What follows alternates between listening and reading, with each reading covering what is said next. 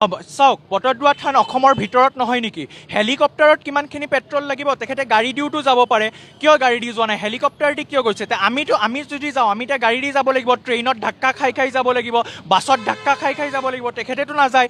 গতিকে এইটোৱে ডিফাৰেঞ্চ তেখেত আৰু কিন্তু আমাৰ ভোটেদিয়ে তেখেত মিনিষ্টাৰ হৈছে, MLA হৈছে, গতিকে সেইবিলাক তেখেতসকলে পাহৰিব নালাগে। তেখেতে নিজে বিদেশ ভ্ৰমণ আৰম্ভ কৰিলে, আপোনাৰ গোটেই ৱৰ্ল্ড টুৰ কৰিব। চৰকাৰ অসমত গঠন হৈছে, অসমত চৰকাৰ গঠন হোৱাৰ দিনাখনেই 1,000 কোটি টকা লোন লৈছে। গতিকে এইবিলাক যে হৈছে, এইবিলাক তেওঁলোকে কিয় কথা নকয়? পেট্ৰলৰ প্ৰাইচ আগতে আছিলে 60 টকা, এতিয়া পেট্ৰলৰ প্ৰাইচ হ'ল 103 টকা। আগতে ডিজেলৰ প্ৰাইচ আছিল 50 টকা, এতিয়া ডিজেলৰ প্ৰাইচ হ'ল আপোনাৰ 90 টকা। গতিকে এইবিলাক কথা তেওঁলোকে নকয়। আব কি বাৰ মোদী চৰকাৰ, বহুত হুই মেংগাই, আব কি বাৰ মোদী চৰকাৰ। ক'ত গ'ল এইবিলাক শ্লোগান? এইবিলাকতো আমাৰ মনত আছে, ডাঙৰ ডাঙৰ হোৰ্ডিং। তেখেতে নিজে ৰেঞ্জ ৰ'ভাৰ ফৰ্চুনাৰত ঘূৰে, আমি স্কুটিত ঘূৰোঁ, আৰু আমাক কয় কি যে পেট্ৰল কমকৈ ইউজ কৰিব লাগে, পেট্ৰল হেৰি কৰিব লাগে। গতিকে এইবিলাক চাওক, এইবিলাক ইমান সস্তীয়া ৰাজনীতি কৰিব নালাগে। মানুহবিলাক আজিকালি ইমান হেৰি নহয়, আজিকালি মানুহবিলাক বহুত প্ৰেক্টিকেল হৈছে, এডুকেটেড হৈছে। চ' মই ভাবিম যে বিজেপি চৰকাৰখনে এইবিলাক কথা অলপ চিৰিয়াছলি ভাবাটো উচিত। হয়, নমস্কাৰ। মই আচলতে ক'ব বিচৰা নাছিলোঁ, কিন্তু যোৱাকালি এটা ভিডিঅ' খুবেই আপোনালোকে চাই আছে। মই এতিয়া দিগন্ত খুৰাৰ কথাই ক'ব গৈ আছোঁ। তেখেতৰ আচলতে বয়স হৈছে, মানসিকভাৱে তেখেত সুস্থ নহয়, আৰু মই ভাবোঁ তেখেতক মানসিক চিকিৎসাৰ বাবে দৰকাৰ। আৰু এইটো বয়সত আচলতে তেওঁ তীৰ্থ ভ্ৰমণ কৰিব লাগে। মই দিগন্ত কলিতাকে কৈছোঁ, যিগৰাকী বৰ্তমান আকৌ কমলপুৰৰ বিধায়ক হিচাপে নিৰ্বাচিত হৈছে। তেখেতৰ ঘৰৰ কাষত হেনো এটা মছজিদ আছে, আৰু তেখেতৰ ঘৰৰ কাষত যিটো মছজিদ আছে, নিশ্চয়কৈ তেখেতে সৰুৰে পৰা এতিয়ালৈকে হয়তো সেই মছজিদটো তাত আছে। আৰু তেখেতে ইমান দিনলৈ সেই মছজিদটোৰ আজান শুনা নাছিল। তেখেতে মাত্ৰ নিৰ্বাচনৰ ৰিজাল্টৰ পিছতহে আজানটো শুনা পালে। হয়তো ইয়াৰ কাৰণ দুটা হ'ব পাৰে। প্ৰথম কাৰণ, সাধাৰণ জনসাধাৰণ যিবোৰ আছে সেইবোৰ এতিয়া মূল্য বৃদ্ধিত একেবাৰে হা নচৰা অৱস্থা হৈছে। পেট্ৰল, ডিজেলৰ পৰা আদি কৰি মিঠাতেললৈকে বিভিন্ন ধৰণৰ সামগ্ৰী, যেনেকুৱা গেছ, অত্যাৱশ্যকীয় যিবোৰ সামগ্ৰী, সেইবোৰৰ বৃদ্ধিক লৈ এতিয়া জনসাধাৰণৰ মূৰত এতিয়া ৰামটাঙন। তো এইবোৰক পাহৰোৱাৰ বাবে হয়তো নিকৃষ্ট মানৰ ধৰ্মীয় ৰাজনীতি কৰিবৰ কাৰণে তেখেতে এইটো সাহস কৰিছে। আৰু দ্বিতীয় কাৰণটো হৈছে হয়তো তেখেতে আজিকালি মানুহে হয়তো যদিও বিধায়ক হিচাপে নিৰ্বাচিত হৈছে, তেখেতৰ মুখখন বহুত মানুহে চিনি নাপায়। চিনি নোপোৱাৰ বাবে তেখেতৰ চেহেৰাটো একেবাৰে বেয়া হৈ গৈছে। তেখেতৰ একেবাৰে বেয়া হৈ গৈছে চেহেৰাটো। আচলতে তেখেতে নিজৰ স্বাস্থ্যৰ প্ৰতি লক্ষ্য দিয়া সময় এতিয়া। আৰু তেখেতে যাতে এই হিন্দু মুছলমানৰ ৰাজনীতি কৰি তেখেতৰ যাতে চকুত পৰে, তেখেতে যাতে বিভিন্ন বাতৰিৰ যাতে শিৰোনাম দখল কৰিব পাৰে, তেখেতে যাতে বিভিন্ন ধৰণৰ সামাজিক মাধ্যমত তেখেতে ভাইৰেল হ'ব পাৰে, তো এই দুটা কাৰণৰ কাৰণে তেখেতে হয়তো আজিকালি আজান শুনি বেয়া পোৱা হৈছে। মহয় আজান 5 বাৰ আজি দিয়া নাই, আজান 5 বাৰ সেই তাহানিৰ দিনৰ পৰা দি আছে, কিন্তু কাৰো অসুবিধা হোৱা নাই। কিন্তু আপুনি নিৰ্বাচনত জয়ী হোৱাৰ লগে লগে আপোনাৰ এই অহংকাৰ এদিন কিন্তু দৰ্পচূৰ্ণ হ'ব। আপুনি এই কথা মনত ৰাখিব, কাৰণ সমতা চিৰস্থায়ী নহয়। বয়সৰ লগত কিন্তু আপোনাৰো এদিন চকীখন যাব, বুজি পাইছে? আপুনি আজি সুস্থ হৈ আছে, হয়তো আপোনাৰ বয়সৰ লগত আপুনিও এদিন অসুস্থ অনুভৱ কৰিব। গতিকে যিকেইটা দিন আপুনি ভালে থাকে, অন্ততঃ সেইকেইটা দিন সকলো জাতি, বৰ্ণ, ভাষা, ধৰ্মৰ মানুহৰ লগত মিলা প্ৰীতিৰে থাকক। মানুহে যাতে আপোনাৰ নাম লয় মৃত্যুৰ পিছতো, তেনেকুৱা কাম কৰক। জনপ্ৰতিনিধি আপুনি হয়তো মুছলমানৰ হয়তো ভোট লৈছে, হয়তো মুছলমানে আপোনাক ভোট দিছে। গতিকে এনেকুৱা কৰিব নাপায়। মহয় দিগন্ত কলিতা ডাঙৰীয়া, আপোনালৈ মোৰ এইটো বাৰ্তা, আৰু এই বাৰ্তাটো আগলৈ প্ৰেৰণ কৰি দিব, যাতে তেখেতে অন্ততঃ এই ভিডিঅ'টো চাই তেখেতে তীৰ্থ ভ্ৰমণৰ কাৰণে যায়। বিধায়ক দিগন্ত কলিতা ঘৰৰ ওচৰৰে মছজিদত 5 বাৰকৈ আজান দিয়ে, আনৰ ডিষ্টাৰ্ব হয়। কি দৰকাৰ 5 বাৰ আজান দিবলৈ? আল্লাহক চিঞৰিব লাগে নেকি? এখন নিৰপেক্ষ দেশৰ এজন বিধায়ক হৈ আজান আৰু নামাজৰ অৰ্থ নজনা।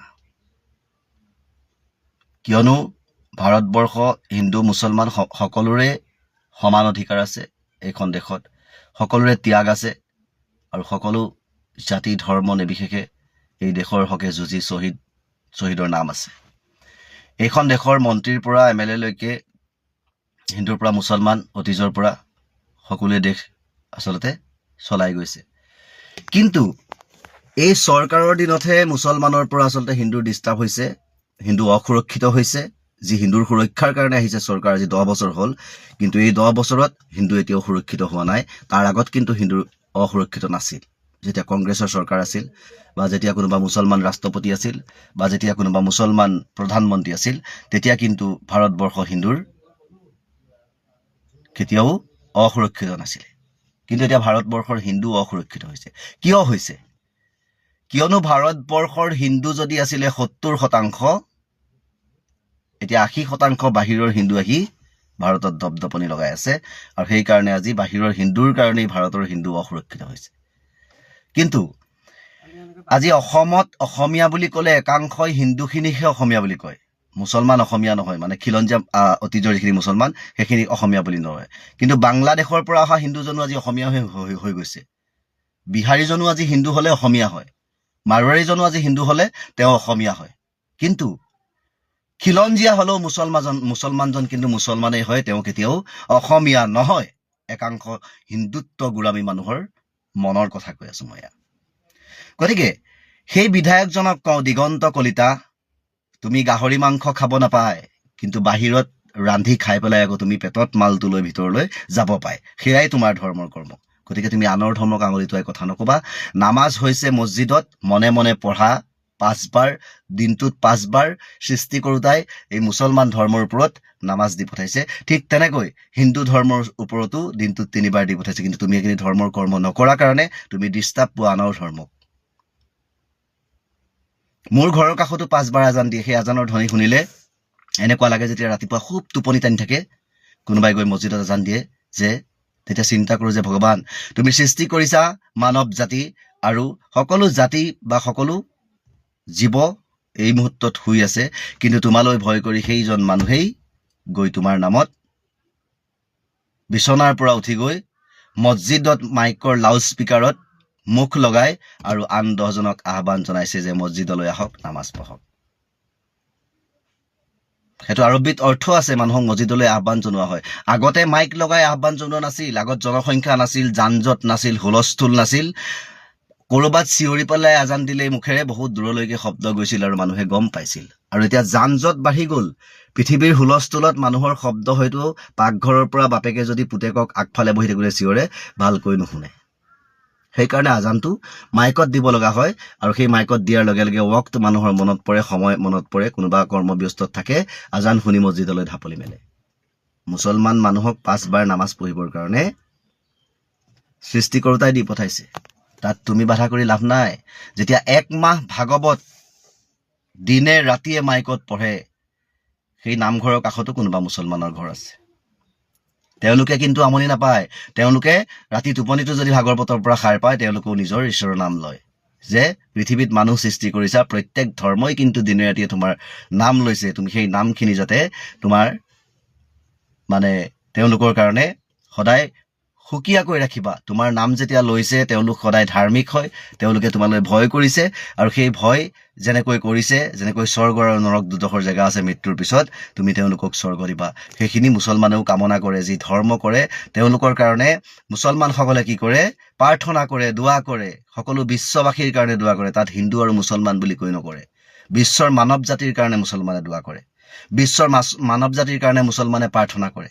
মুছলমান কেতিয়াও একাষৰীয়া নহয়, আৰু মুছলমানে কেতিয়াও ব্যক্তিগত চিন্তা নকৰে। সেইকাৰণে মুছলমানে নিজৰ অংশৰ ফালৰ পৰা আধা অংশ আনক দান কৰি দিয়ে। সেইটো ধৰ্মৰ কৰ্ম, ধৰ্মৰ নিয়ম হয় মুছলমানত।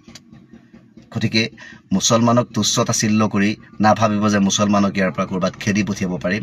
মুছলমান সদায় মুছলমানৰ জেগাতেই মানুহ হৈ জীয়াই থাকিব। আৰু আমি সোপাই কি পৰিচয় পাম বিশ্বত? যে এনেকুৱা এটা ধৰ্ম আছে ভাৰতবৰ্ষত, তাৰ পৰা বিদেশৰ পৰাও তেনেকুৱা একেই ধৰ্ম আহি পেলাই সেই জাতি হৈ যাব পাৰে। আজি ইজৰাইলত ইহুদী আছে। ইহুদী বুলি ক'লে কোনো ধৰ্মৰেই নহয়। ইহুদী মানে হৈছে এটা বেলেগ জাতি, তাৰ কোনো ধৰ্ম নাই। আৰু ইহুদীৰ লগত সম্পৰ্ক হিন্দু সনাতনৰ কেনেকৈ থাকিব পাৰে? ইহুদী এটা বেলেগ, ইহুদীয়ে কোনো ধৰ্মৰ লগত মানে ইহুদী ভগৱান বোলা বস্তুটো নামানেই, মানে তেওঁলোকে তেনেকুৱা এটা জাতি আছে। গতিকে তেনেকুৱা জাতি এটাৰ লগত সনাতন ইমান এটা পবিত্ৰ জাতি, তাত সম্পৰ্ক কেনেকৈ মিলাব? গতিকে সেই ইহুদীৰ নীতি নিয়মবিলাক নল'ব। একাংশ ইহুদীৰ নীতি নিয়ম ল'বলৈ গৈছে। গতিকে ইহুদীৰ নীতি নিয়ম ল'লে নিজক নিজে ধ্বংস কৰাহে হ'ব। এজন বিধায়কৰ মুখত কিন্তু এনেকুৱা কথা বতৰা শোভা নাপায়, কিয়নো এজন ৰজা বা এজন বিধায়কে ধৰ্ম লৈ পেলাই কাম নকৰে। সমাজখনত যি মানুহ আছে সকলোক লৈ কাম কৰে। দেশৰ হকে যেতিয়া এজন মানুহ যেতিয়া মন্ত্ৰী হয়, দেশখনৰ বা ৰাজ্যখনৰ ভাৰ লয়, সেই ৰাজ্যখনত যিমান জাতি ধৰ্ম আছে সেই জাতি ধৰ্ম সকলোৰে কাৰণে কাম কৰাজনহে আচলতে দেশৰ প্ৰকৃত মন্ত্ৰী হয়। এটা ধৰ্মক লৈ চিঞৰি চিঞৰি সকলোকে আঁচনি দি সময়ত ভোট লোৱাটো, সেইটো কেতিয়াও মন্ত্ৰী নহয়। সকলোকে সমান চকুৰে চাব লাগিব। দোষীয়েই কিবা অপৰাধ কৰিছে, তেওঁ হিন্দু মুছলমান কথা নাই। অপৰাধী শাস্তি পাবই লাগিব, দোষীয়ে শাস্তি পাবই লাগিব, তেওঁ যি ধৰ্মৰেই নহওক লাগিলে। কিন্তু মছজিদত আজান দিয়াটো জানো দোষ হয়? নামঘৰত ভাগৱত পঢ়াটো জানো দোষ হয়?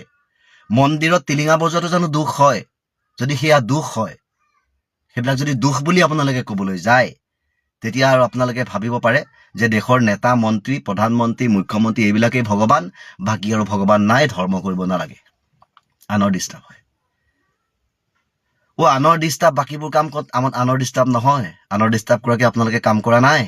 কৰিছেনে নাই? আজি ৰোডৰ কাষৰ মানুহঘৰ যেতিয়া শুৱে, ৰাতি 10টা 12টাতো কেতিয়াবা শুৱে, পাওঁ পুৱাই গাড়ী মটৰ অহা যোৱা কৰি থাকে। তেওঁলোকতো আগত তেনেকুৱা নাছিল। গাড়ী মটৰ যান জঁট বাঢ়ি গ'ল। এতিয়া আপোনালোকে কমাই দিব পাৰিব যে ৰাতি 10টা বজাৰ পৰা গাড়ী মটৰ চলা বন্ধ, মানুহৰ শুবলৈ ডিষ্টাৰ্ব হয়, ৰাস্তাৰ কাষৰ মানুহবোৰ শুব নোৱাৰে? সেইটোতো নোৱাৰে। ট্ৰেইন লাইনৰ কাষৰ মানুহবিলাকৰ অৱস্থা কি অৱস্থা? সেইবিলাকেওতো শব্দ প্ৰদূষণ হয়। ক'ৰবাত ডাঙৰ ফেক্টৰী আছে, তাৰ ওচৰত মানুহ শুই আছে, তাতো মানুহৰ ঘৰ দুৱাৰ আছে। ফেক্টৰীটো আগত নাছিলে, নতুনকৈ আহিছে, কিন্তু মানুহৰ ঘৰ আগৰ পৰাই আছে, সেই মানুহৰ ডিষ্টাৰ্ব হোৱা নাই।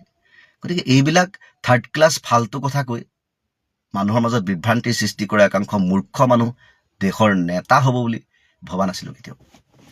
মানুহ হ'বলৈ শিকক, কিয়নো এই পৃথিৱীৰ আপুনি যে উশাহ লৈ আছে, সেই উশাহ বায়ু হয়, আপুনি দেখা নাই, কিন্তু সেই বায়ুকণো সেই ভগৱানেই দিছে। এইটো মনত ৰাখিব। যদি 2টা বছৰ নন ষ্টপ বৰষুণ নোহোৱা হয়, খাবলৈ নাপায়, মানৱ জাতি শুকাই যাব। সেয়াই বৰষুণো ঈশ্বৰে দিয়া হয়। আপুনি তলৰ পৰা পানী উলিয়াই পৃথিৱী তিয়াই খেতি কৰি খাব নোৱাৰে যদি ভগৱানে বৰষুণ নিদিয়ে। বুজি পালে? মানুহক সৃষ্টি কৰাৰ পিছত, সৃষ্টি কৰাৰ আগত এইখিনি বস্তু পৃথিৱীলৈ পঠিয়াইছে যে মানুহক জীয়াই থাকিবৰ কাৰণে কি কি লাগিব। মানুহক সৃষ্টি কৰিছে মাটি, পানী আৰু সেই উশাহটো যে লৈ আছে আপোনাৰ বায়ু। এই 3টা পদাৰ্থ দি সৃষ্টি কৰিছে। গতিকে এই 3টা পদাৰ্থৰে সৃষ্টি হোৱা মানুহ, ইয়াত কোনো হিন্দু বা মুছলমানক কিন্তু 1 বা 2টা পদাৰ্থ কম বা বেছিকৈ দিয়া নাই। সকলোকে সমানেই দিছে। সকলোৱে একেই উশাহ লৈ আছে, একেই অক্সিজেন লৈ আছে। আজি হিন্দুৱে এৰি দিয়া উশাহো মুছলমানে লৈছে, মুছলমানে এৰি দিয়া উশাহো কিন্তু হিন্দুৱে লৈছে। বুজি পালে? এৰি দিওঁতে কাৰ্বন ডাই অক্সাইড হৈ যায়, আৰু তাৰপিছত আকৌ কাৰোবাৰ মুখত গৈ সি অক্সিজেন হৈ সোমাই যায়। গতিকে এই কথাবিলাক কোৱাৰ আগত এই জেগাকণতে আমাৰ অকণমান বস্তু দিয়া আছে, এইকণত অকণমান বস্তু দিয়া আছে, আৰু ইয়াত এটা বস্তু দিয়া আছে। এই 2টা বস্তুৱে মানে মিলি পেলাই চিন্তা চৰ্চা কৰিব পাৰে, মন আৰু মগজু।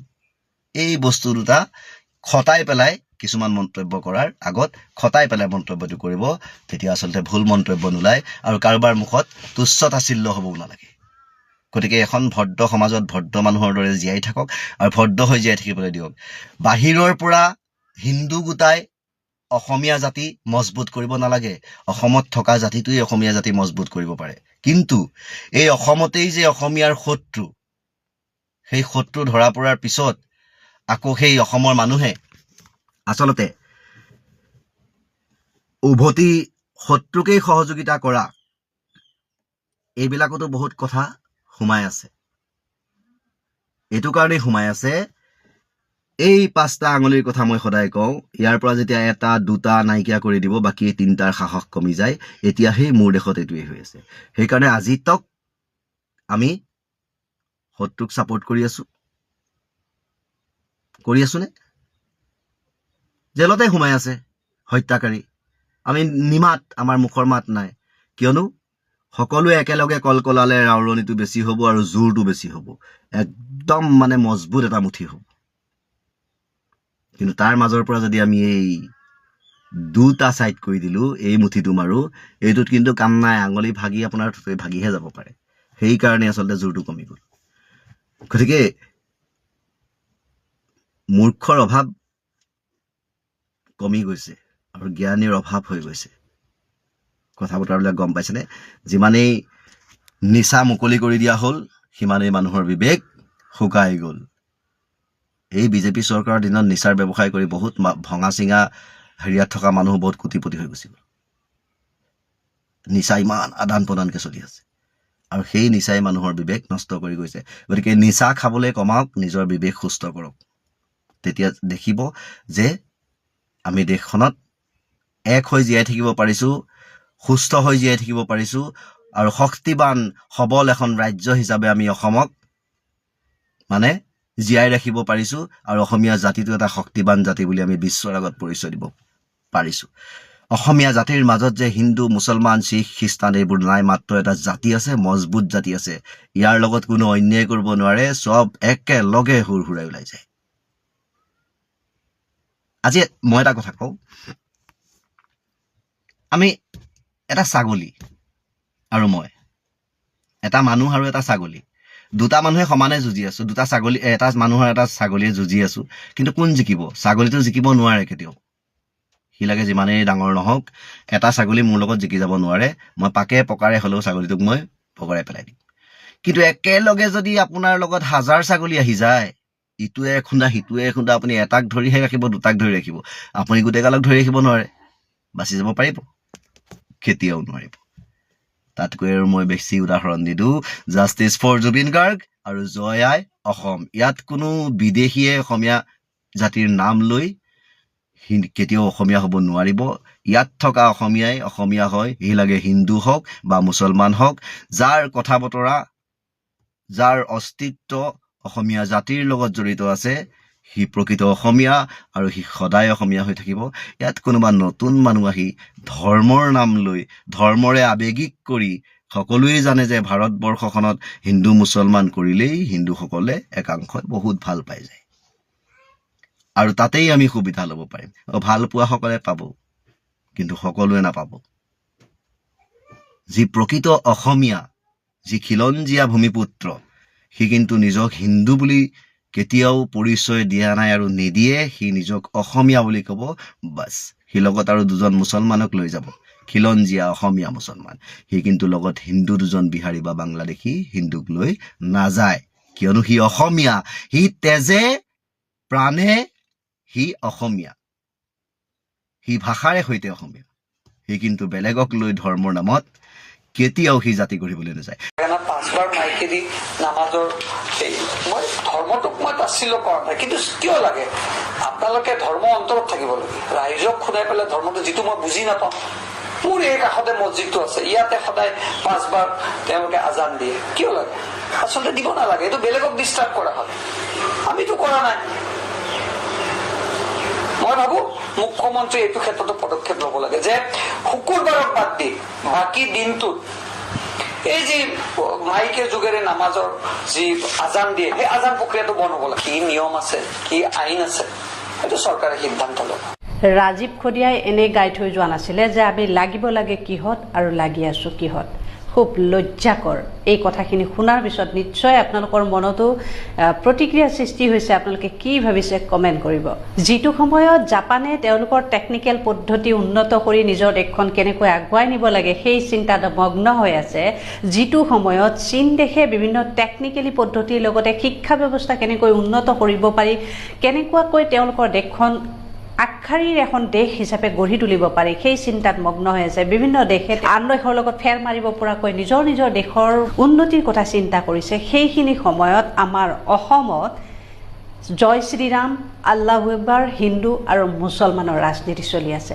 আমাৰ দেশত নেতা পালি নেতাসকলে কেৱল হিন্দু আৰু মুছলমানৰ কথা কৈ কৈ যাক আমি ক্ষমতাৰ বাঘজৰী হাতত তুলি দিছোঁ দেশখন শাসন কৰাৰ বাবে, তেওঁলোকক আমি ডাঙৰ ডাঙৰ নেতা পালি নেতা পাতিছোঁ, তেওঁলোকৰ মুখত আকৌ হিন্দু মুছলমানৰ কথাবোৰ আখৈ ফুটা দি ফুটি আছে। তেনেহ'লে চিন্তা কৰক, শ্ৰেষ্ঠতম 5খন ৰাজ্য গঢ়াৰ সপোন দেখা নেতা পালি নেতাসকলে আমাৰ অসমখনক 5খন ৰাজ্যৰ ভিতৰত এখন কৰিব পাৰিবনে?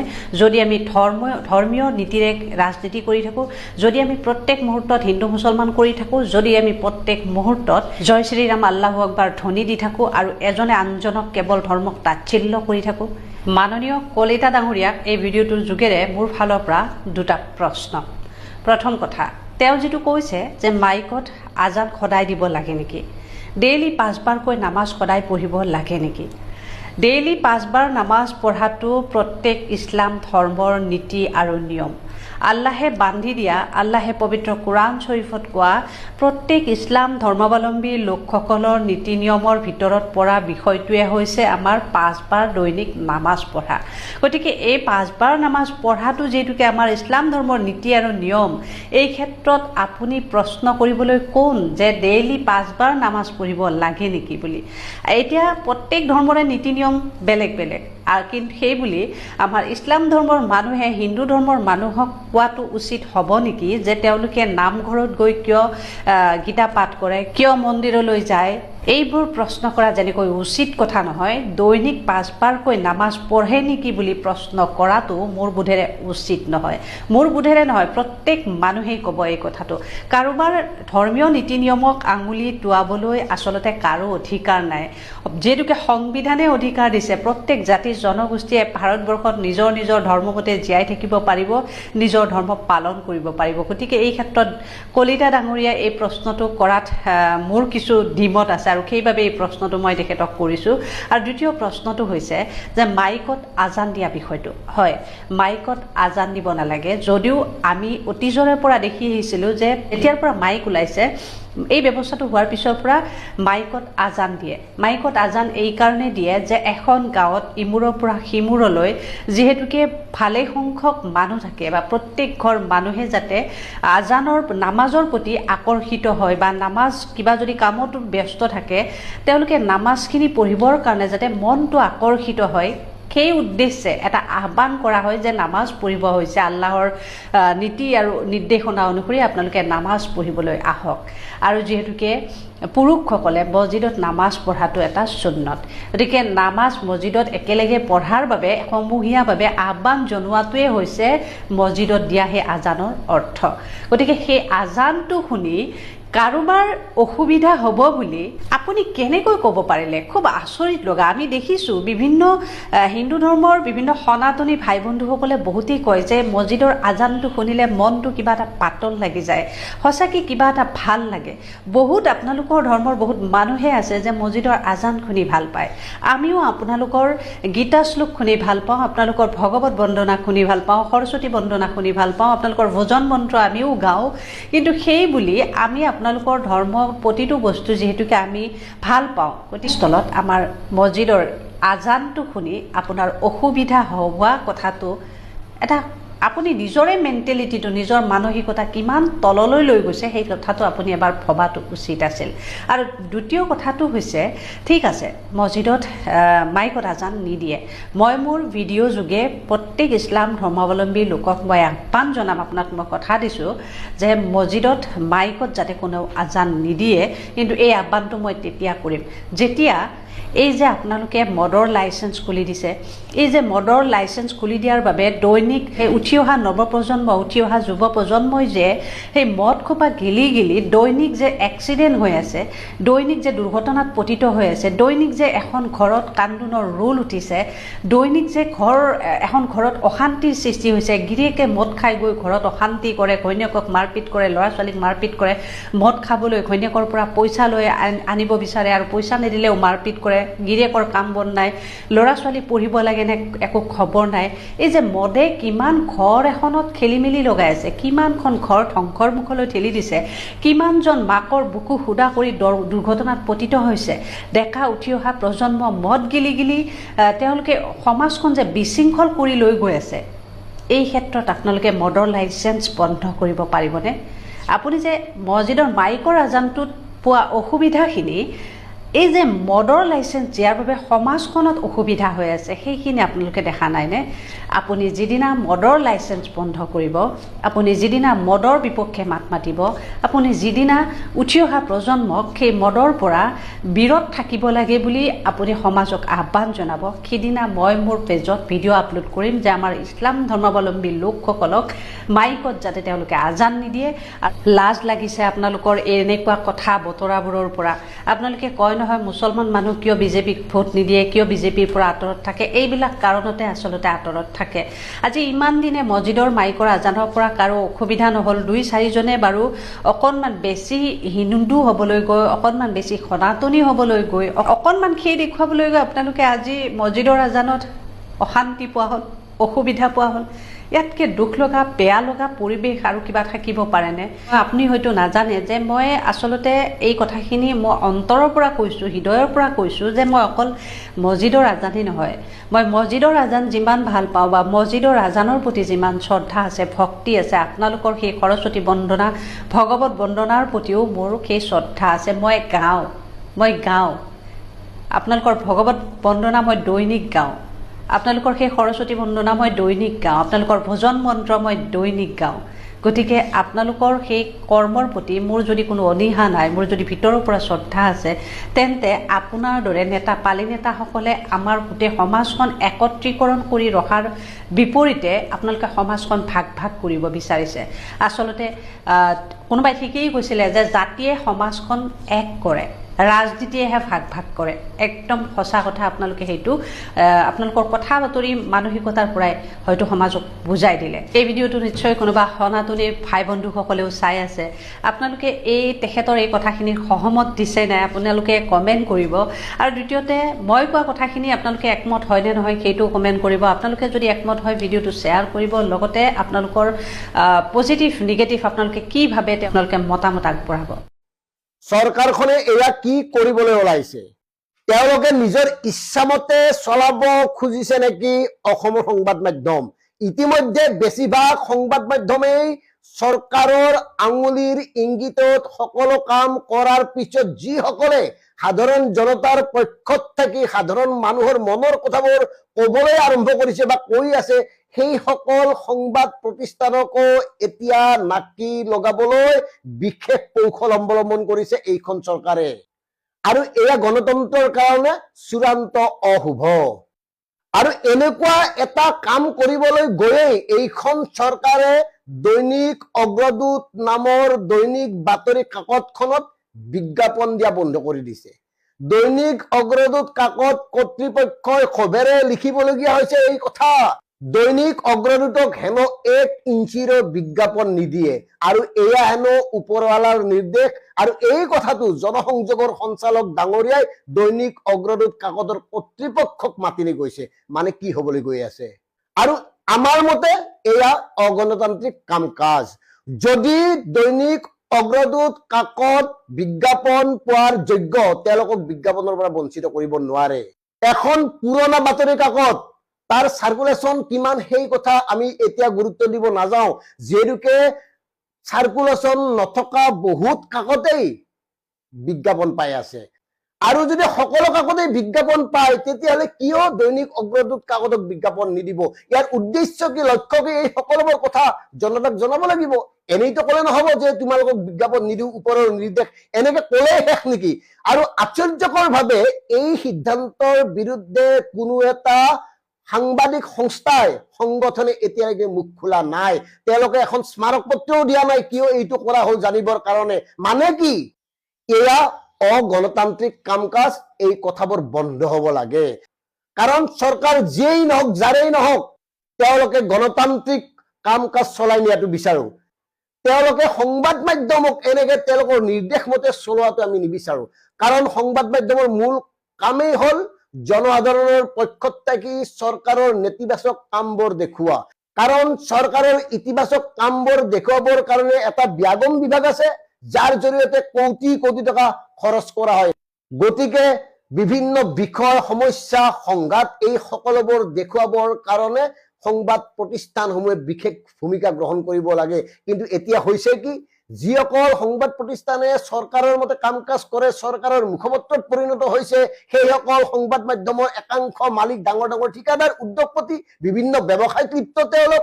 অৱশ্যে ইয়াত আমি এটা কথা যোগ দিওঁ, সঁচাকৈ যদি চাৰ্কুলেশ্যনৰ ওপৰত নিৰ্ভৰ কৰি চৰকাৰী বিজ্ঞাপন পোৱাৰ কিবা নিয়ম আছে আৰু যদি সেই নিয়মৰ আওতাত নপৰে দৈনিক অগ্ৰদূত কাকত, তেতিয়াহ'লে সেয়া স্পষ্ট কৰিব লাগে। কাৰণ অসমত এতিয়াও এনে অনেক ক্ষুদ্ৰ বাতৰি কাকত আছে, মজলীয়া বাতৰি কাকত আছে, যিসকলৰ চাৰ্কুলেশ্যন বুলিবলৈ মুঠে নাই, কেইটামান কপি প্ৰকাশ কৰে আৰু মানে লিংকত গৈ গৈ তেওঁলোকে চৰকাৰী বিজ্ঞাপনবোৰ নিয়মীয়াকৈ সংগ্ৰহ কৰি আছে।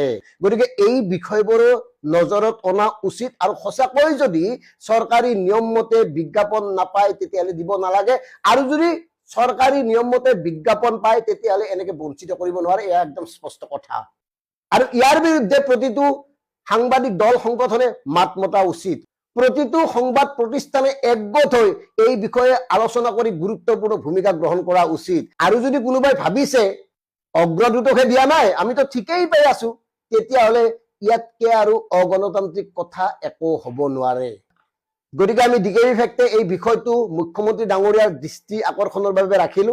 আশা কৰো এনেকুৱা কাম কাজ নকৰিব, এনেকুৱা কাম কাজ কৰাটো উচিত নহয়। আশা কৰিম দৈনিক অগ্ৰদূতৰ এই বিষয়টো সোনকালে শেষ হ'ব, সমাধান হ'ব, আৰু দৈনিক অগ্ৰদূতে প্ৰাপ্য চৰকাৰী বিজ্ঞাপন পাব, ইমানেই কথা। বাকী দৈনিক অগ্ৰদূত বা অন্য বাতৰি কাকত সংস্থাই তেওঁলোকৰ কৰ্মচাৰীক প্ৰাপ্য মৰ্যাদা দিছে নে দিয়া নাই, প্ৰাপ্য দৰমহা দিছে নে দিয়া নাই, তেওঁলোকে কি কৰি আছে, তেওঁলোকৰ ব্যৱসায় কি, ধান্দা কি, মতলব কি, উদ্দেশ্য কি, এয়াও এটা কিন্তু বিশাল আলোচনাৰ বিষয়। অনাগত সময়ত এই বিষয়ে আমি চৰ্চা কৰিম। গতিকে আজি কেৱল ক'ব খুজিছো, এনেকুৱা কাম কৰা উচিত নহয়। কিছুমান বিজেপি কৰ্মকৰ্তা আছে, কিছুমান বিজেপি অন্ধভক্ত আছে, ৰাইজক ঠগি ঠগি খোৱা টকা তেওঁলোকে কি বুজি পাব হিন্দু মুছলমান মানে কি। এদিন গৈ কেৰেলা আৰু তামিলনাডুত গৈ কাম কৰি চাব, তেতিয়া গম পাব হিন্দু মুছলমান মানে কি। যেতিয়া মুছলমানৰ দোকানত, মুছলমানৰ চিকেনৰ দোকানত, মুছলমানৰ ফেক্টৰীত যেতিয়া গোটেই মাহটো কাম কৰাৰ পিছত মাহেকমত টকাকেইটা আমি হাতত পাওঁ, সেই টকাৰে কেইটকামান ঘৰ বনাম বুলি সাঁচতীয়া ধন, কেইটকামান ভণ্টি বিয়া, কেইটকামান মা দেউতাৰ ট্ৰিটমেণ্টৰ কাৰণে যেতিয়া দিওঁ, তেতিয়া গম পাব সেই টকাৰ মূল্য কি আৰু সেই টকাৰ হিন্দু নে মুছলিম। মই এটা ক'ব বিচাৰোঁ, সেই টকাকেইটা ভাল, মুছলিম মানুহজন বেয়া। এই মনত যেতিয়া ভেদভাৱটো আঁতৰাব পাৰিব, সেইদিনাখনিয়ে দেশৰ উন্নতি হ'ব। লাহত যদি মন্দিৰে যদি সকলো ন্যায় দিব পাৰে, তেনেহ'লে দেশত ন্যায়ালয় নাথাকিল হ'লে। যদি মন্দিৰে যদি সকলো শিক্ষা দিব পাৰে, তেনেহ'লে দেশত স্কুল নাথাকিল হ'লে। মোৰ বোধেৰে মন্দিৰ নামত কোটি কোটি টকা খৰচ কৰাতকৈ এই টকা যদি শিক্ষাৰ আৰু স্কুলৰ নামত খৰচ কৰিলে হ'লে, বহুতো ৰাম লক্ষ্মণ আজি IPS অফিচাৰ, ডাক্তৰ হৈ আমাৰ দেশত আহিল হ'লে। তেনেহ'লে আপোনালোকে কওক, আমাৰ দেশত মন্দিৰ প্ৰয়োজন নে শিক্ষা প্ৰয়োজন?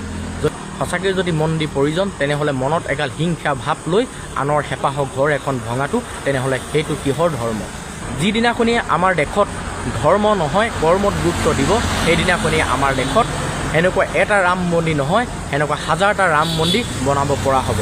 সঁচাকৈ যদি শিক্ষাতকৈ যদি ধৰ্ম ডাঙৰ, তেনেহ'লে কিছুমান ৰাম ভক্তই আজি কিয় মহিলাসকলক উপৰি জাপৰি ধৰ্ষণ কৰিব ধৰিছে?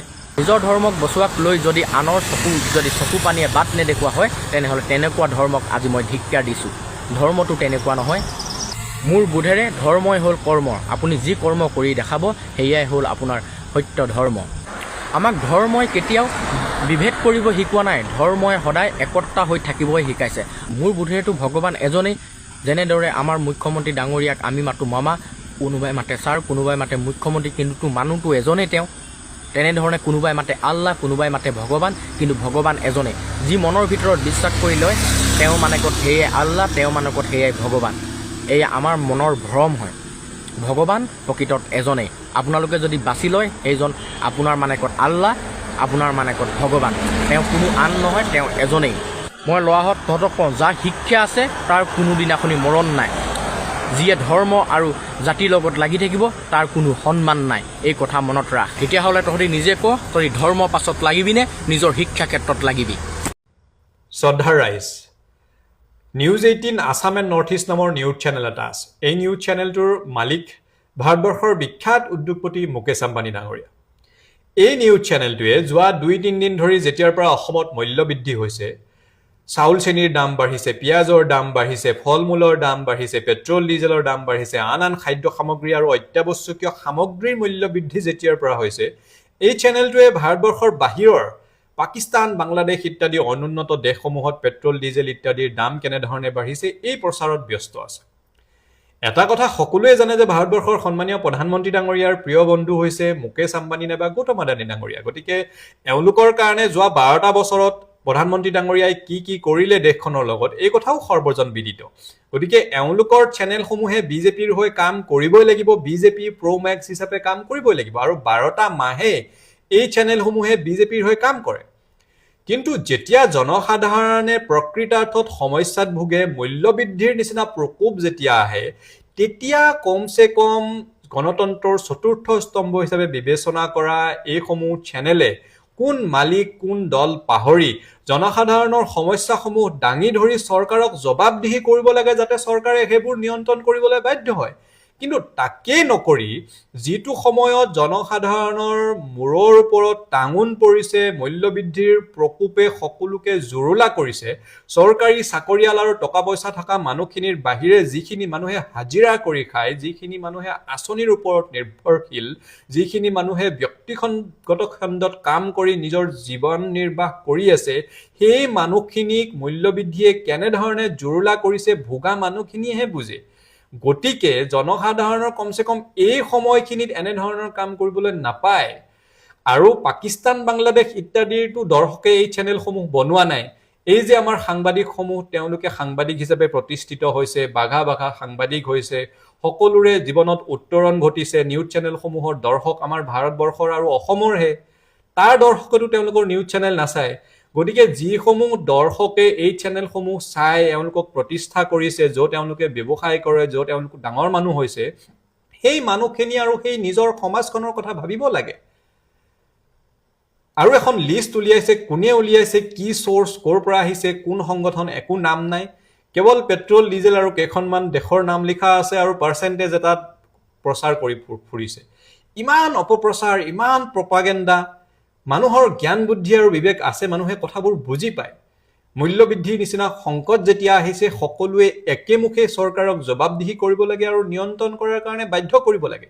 সেইটোহে হ'ব লাগে সকলোৰে দায়িত্ব।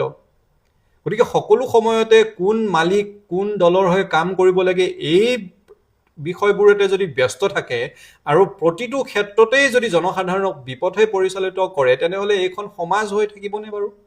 গতিকে এইবোৰ কাম নকৰিবলৈ আমি আহ্বান জনাইছোঁ। মূল্যবৃদ্ধি হৈছে, জনসাধাৰণৰ সমস্যা হৈছে, চৰকাৰে সেইবোৰ অনতিবিলম্বে নিৰূপায় কৰি সেইবোৰ কণ্ট্ৰল কৰা, সেইবোৰ নিয়ন্ত্ৰণৰ মাজলৈ আনিব লাগে আৰু জনসাধাৰণক সকাহ দিব লাগে। ধন্যবাদ। জয় আই অসম।